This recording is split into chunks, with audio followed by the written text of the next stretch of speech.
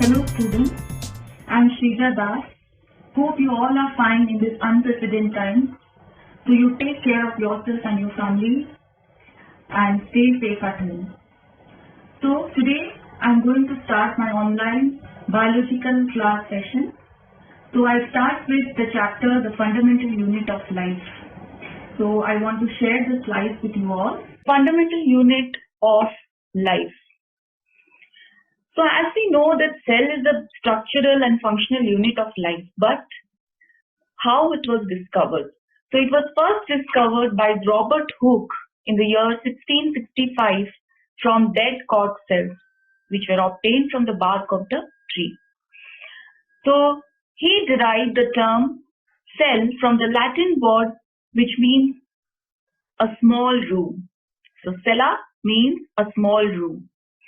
So he obtained this picture of the cell as hexagonal type or hexagonal cells, but those were dead plant cells.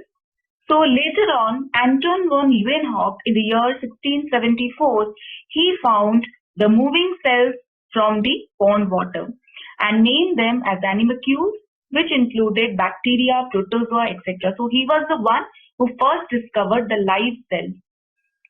Now coming to what are the instruments which are used to view the cells, because cells are very, very microscopic.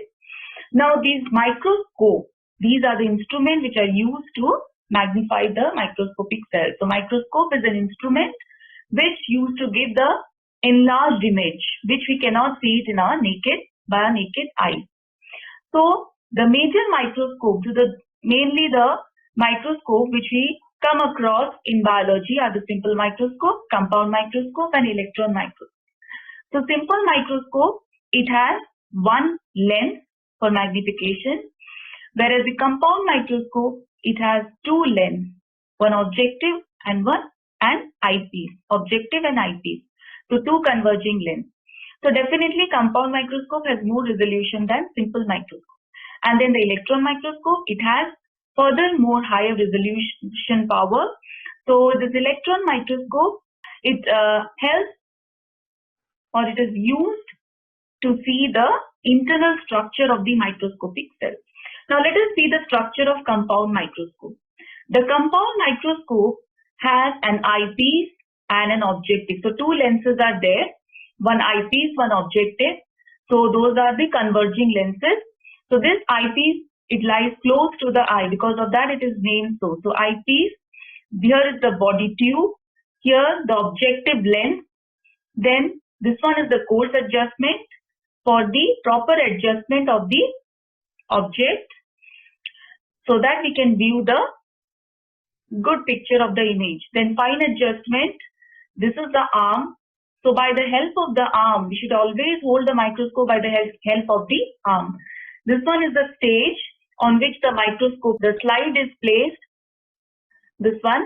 So here the slide is present and you should always apply the clip so that it will remain in proper position. So no disturbance can affect the image form.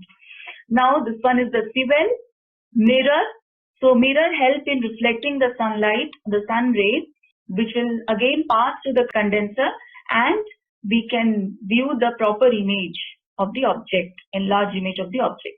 And this one is the base. Now coming to the image formed by a compound microscope, the compound microscope, as we have already discussed, has an objective lens and eyepiece. So when the object is placed beyond the focus, so according to the rules of the lenses, that the ray of light which lie parallel to the principal axis, this one is the principal axis. So if the ray of light is parallel to the principal axis, it passes to the focus. And another one, when the ray of light passes to the center of curvature, it follows the same path. So they meet at this point and here the image is formed, which is little bit enlarged as compared to the object.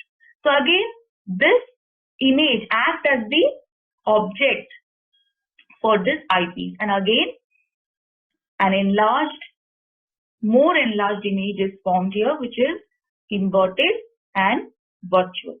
So we categorize the type of organisms into two types, on the basis of the number of cells present.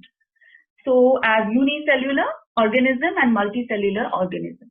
Unicellular, as the name itself, it is understood that uni means one and cellular, that is a cell. So this organism, it contains only one cell, and multicellular, the organism consisting of many cells. So unicellular organism, inside the single cell, all the metabolical and physiological activities take place like digestion, circulation, transportation, assimilation, excretion.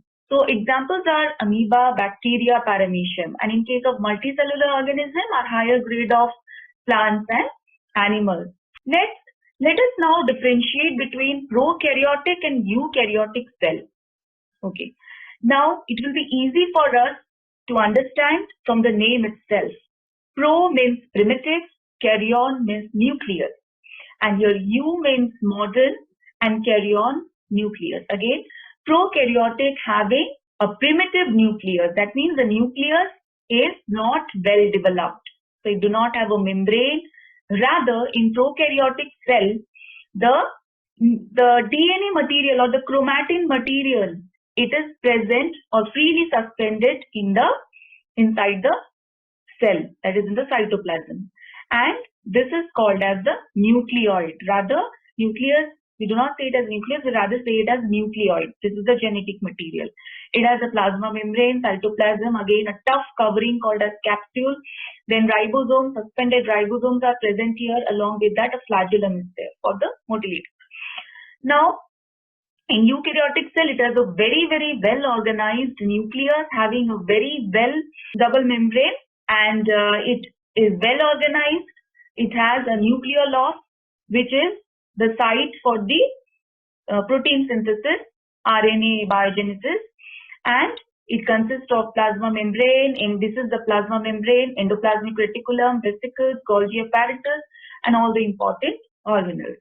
Now, difference between prokaryotic and eukaryotic cells already we have discussed. So you can see. So major part is the difference is the nucleus. Here it is called as a nucleoid, and here it has a true nucleus.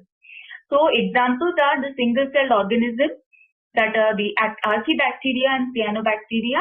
So mostly the prokaryotic cells are reproduced by asexual method, that is called as a binary fission.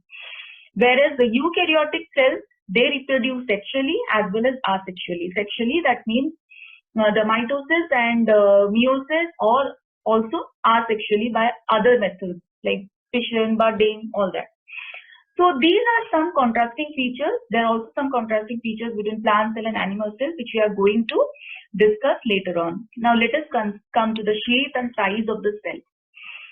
So the shape and size of the cell, they are actually related to the specific functions they perform.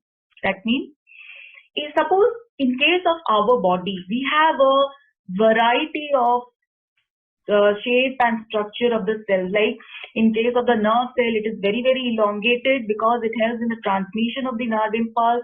The sperm cell, it has a long tail which helps in its mobility, and the ovum, then blood cells, then fat cells, so all have a different structure based on their specific function.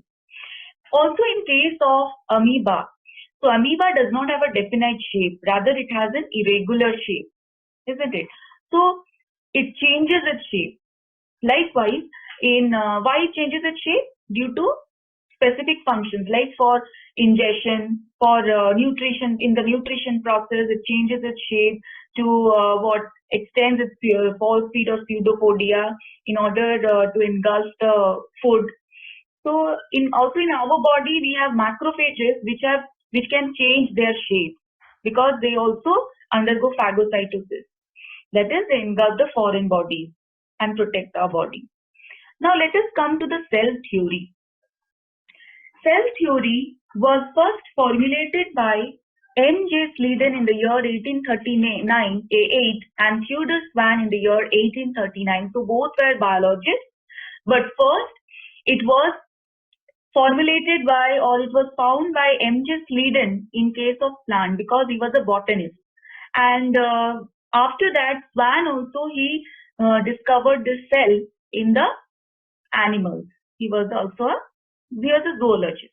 So the main principles of this theory are all living organisms are composed of cells. And second one is the cell is the basic unit of life, that is basic structural and functional unit of life.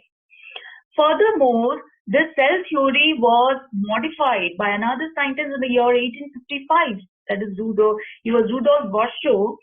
So he discovered and he postulated and modified the cell theory that all cells arise from pre-existing cells. So in Latin term, he described this as omnicellular e-cellular. Now let us discuss all the postulates of this cell theory.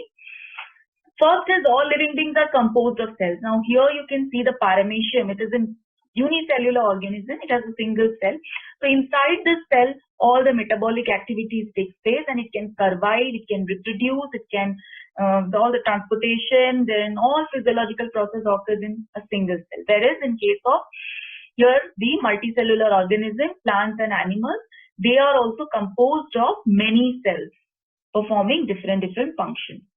Now cell is a basic unit of life, we are telling. That means it is a basic structural and functional unit of life. That means structural. What do you mean by structural? That means it provides a structure to the body. It performs all life functions like your ingestion, your digestion, circulation, transportation, metabolism, respiration, irritability, etc.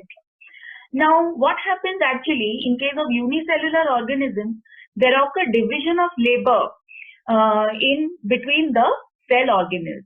Like mitochondria, it provides energy in the form of ATP. Therefore, it is called as the powerhouse of the cell. Then again the ribosome, protein helps in protein synthesis, which in turn help in the cell growth. Okay, so all these division of labor occurs in a single cell in case of unicellular. Also in case of multicellular organism, each and every cell they perform their function, as well as different cells which are organized to form different tissues and organs and organ systems. So all those are also related with each other to carry out their functions. Now each cell organelle here, as we have discussed, performs different function like clearing the waste material, protein synthesis, lipid synthesis, etc. Now cells arise from pre-existing cells. This was given by Rudolf Virchow.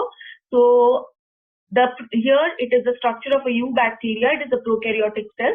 So by the binary fission, it splits into the mother cell. It splits into two identical cells having same genetic material. Okay. Now in case of eukaryotic cell, like this is the example of the somatic cells. So our body consists of two types of cells, somatic cells and gametic cells. So in somatic cells, mitosis occurs, and in case of gamete cells, meiosis occurs. So this is about the somatic cells. So in somatic cells, the eukaryotic cell splits into two identical daughter cells by the process of mitosis. Now next is, let us see the level of organization in human body. Okay, so the cell, how it has been formed, what are the constituents of the cell. So first, the atomic level, at the atomic level. So the atoms are the smaller unit, as you know, it is smallest unit of the element. So like carbon, hydrogen, oxygen, so they combine to form a molecular level, like they combine to give the carbohydrates, the DNA, the water, as you know, carbohydrates, that is the glucose. So they are a combination of carbon, hydrogen and oxygen. So they were at the atomic level and now they form carbohydrate, the molecular level.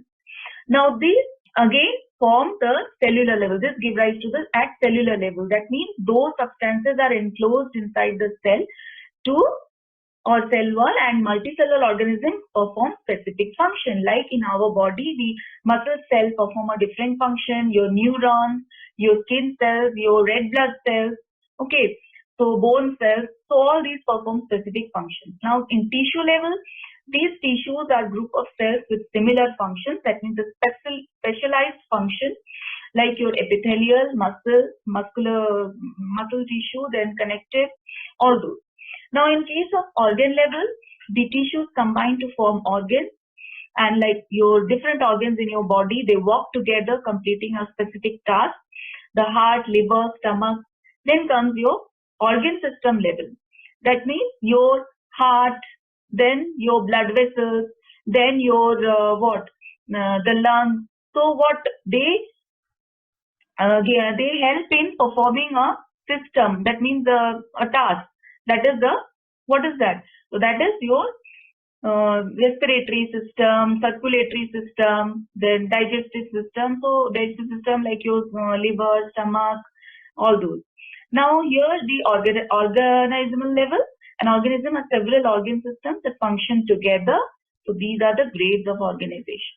Now let us come to the structural organization of a cell. That inside the cell, what are the structures present which help the cell to work? So let us see that. So each and every cell has plasma membrane, nucleus, cytoplasm, cell organelles, and in plant cell an additional structure is there called a cell wall. So now let us see the animal cell. So animal cell has cell membrane or plasma membrane, you can say, cytoplasm, nucleus, and cytoplasm consists of again cell organelles as well as cell inclusion. Okay, so the cell organelles are endoplasmic reticulum, mitochondria, Golgi apparatus, ribosomes, lysosomes, centrosomes. Okay, that's it. So cell inclusion, granules, vacuoles. Then again nucleus. The nucleus again it contains a nuclear membrane, nucleoplasm, nucleolus, chromatin fibers. Now let us see the difference between a plant cell and an animal cell. You know, plant and animal cell, the major difference is the cell wall. Plant cell have the cell wall, animal cell do not have the cell wall. Rather, these organelles are present in both of them. But plant cell have larger vacuole, animal cell has small or no vacuole. Rather, plant cell, the vacuole is very, very large. So, because of that, the nucleus, it lies to the periphery and it is very, very small. So, but another feature is that plant cell contain chloroplast, whereas animal cells, they do not contain chloroplast. Because as plants are producers, they need to prepare their own food. So, they have flagella only in gametes, plant cells, whereas animal cells, they contain flagella. Now, this is the structure which I have obtained from, it is obtained from the book itself. So this one is the animal cell, this one is the plant cell. You can see the structure which we all have discussed. Additionally, centriole, lysosomes, ribosomes. Okay. Now lysosomes, they are also very, very important as they are called the suicidal bag of the cell because they are hydrolytic enzymes which has the capability of digesting the total cell. Okay. Here also everything is present. This is the plant cell, lysosome is present, cytoplasm, chloroplast. Now, next let us come to the cell and the organization of the cell. First is the plasma membrane. Now you know the cell membrane have a basic structure. The plasma membrane, they are flexible. Why they are flexible? Because they help in the transportation of certain selective substances. Therefore, they are called as selectively permeable. And how they have become flexible? Because it is made up of phospholipids, okay, and proteins. So therefore, they are flexible. So you can see the structure here. There is a lipid bilayer, okay, and you know as the lipid they are these are in two layers. They are present in two layers, lipid bilayer, and here the proteins are embedded into it, as well as some of the carbohydrate chains are present here, and these are the phospholipids. Okay, phosphate groups are attached.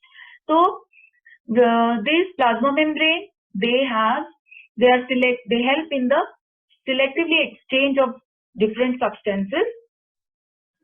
Now communicating with the external environment, okay, like other adjacent cells, controlling all the biochemical reactions and forming connections between the cells. And these phospholipids are responsible for isolating the cell content. The plasma membrane, the transportation across the plasma membrane, it occurs due to the following transport system like diffusion, osmosis, active transport, facilitated diffusion. So majorly the gaseous exchange takes place by diffusion. So what is diffusion? Diffusion is the movement of molecules from an area of higher concentration to lower concentration. Okay. Now this one is osmosis. It occurs in liquid substance. So this osmosis, it is a special case of diffusion, as you know, that the movement of molecules, water molecules from, or the solvent molecules from higher concentration to lower concentration through a semi-permeable membrane. Now this one is the active transport. Active, as you mean, it needs energy. That means the transportation of the molecules from lower concentration to higher concentration, which is against the concentration gradient. So this is only possible by the energy. Okay, so it requires energy and a protein carrier because it is against the concentration gradient. Now facilitated diffusion.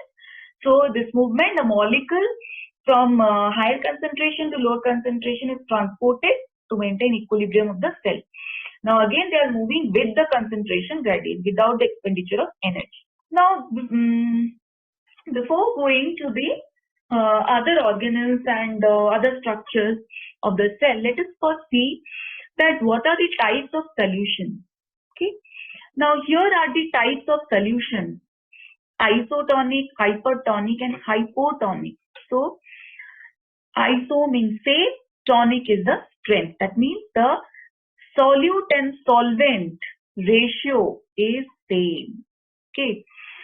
Number of solute particles and number of solvent particles are same. So this is the isotonic, and this one is the hypertonic. Hyper means more. Okay. So we are talking about the hyper means more. That means here more solutes are present and less solvents are present.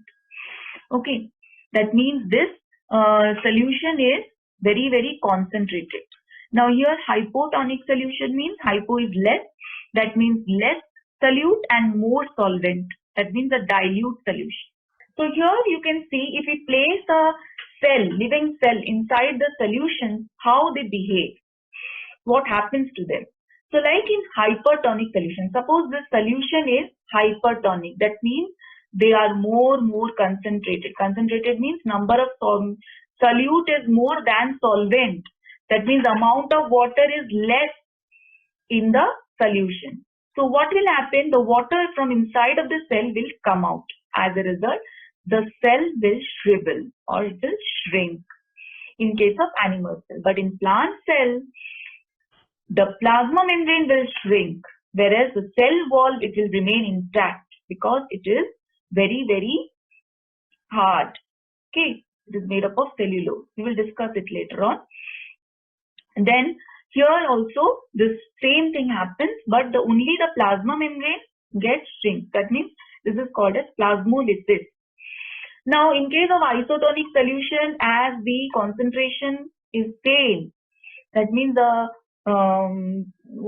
same concentration, same strength. That means the amount of water going inside is equal to the amount of water coming outside. So this is same, so nothing will happen to the cell in both the cases. In plant cell, it is called as placid. Placid means no pressure is exerted on the cell wall. Now, in case of hypotonic solution, here, since hypotonic means outside the water concentration is more than inside. So, water will travel from higher concentration to lower concentration. So, as a result, in animal cell, the cell will swell up and sometimes it will burst, lyse. Okay. But in case of plant cell, the same thing happens, the movement of water into the cell. Rather, this cell wall is very, very intact and strong. So, the plasma membrane will exert a pressure on the cell wall. So, the cell will become turgid. Okay. But the cell wall will remain intact. Okay. So, there will be a pressure on the turgid pressure on the cell wall. This is the end of the first session. Okay. So in the next session, I will discuss about other cell structures or cell organelles. Okay then, for today, thank you so much.